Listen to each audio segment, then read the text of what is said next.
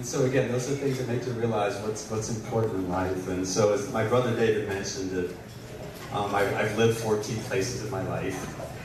I think I was adding it up the other day, and I've traveled enough airline miles to go around the world 56 times. And so I think my neighbors in the Fort Sheridan, sometimes a lot of them still think I'm in the CIA or the FBI or something. They just pick on months at a time, and like the places I'd go, they wouldn't even ask questions. Like they just some kind of government agent.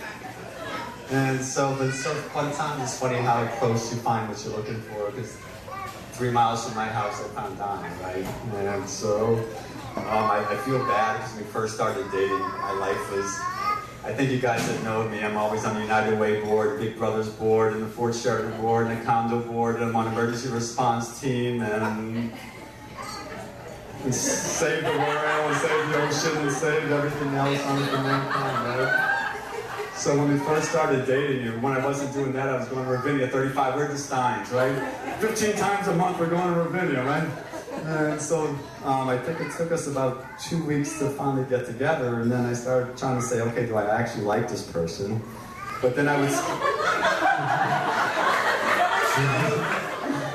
but then I would schedule a date, and I would tell her, well, you know what?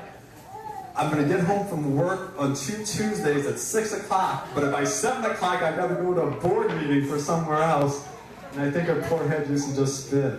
And Pat Broom was just telling me today about another story that after we'd been only dating not too long, that I was riding to the Historical Society board meeting in Highland Park. And she had just told me the day before, right?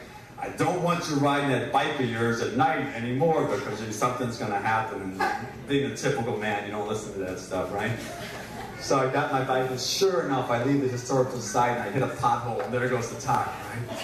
So I'm like, man, what do I do? Do I walk 2 miles back to my house, or do I call her? So I pick on the phone. Anybody knows her knows she's in bed by 8 o'clock at night, right?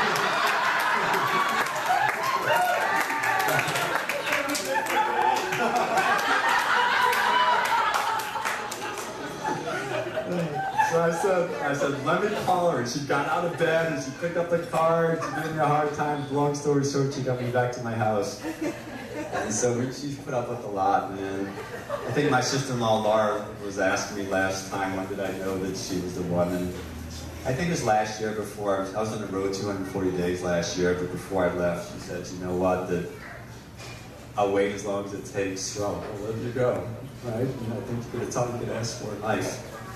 And so I've done a lot of crazy stuff, and Dave mentioned in my family, you don't tell mom until after it's over. And I've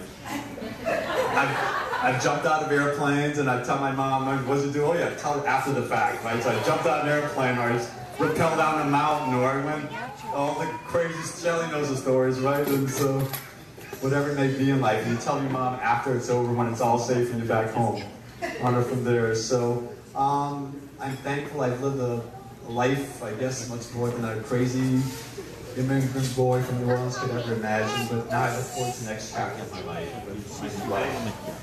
And so I promised her to apply the same energy and passion I've done with everything else in life to make her the happiest person I can in the world. So thank you guys, much appreciated.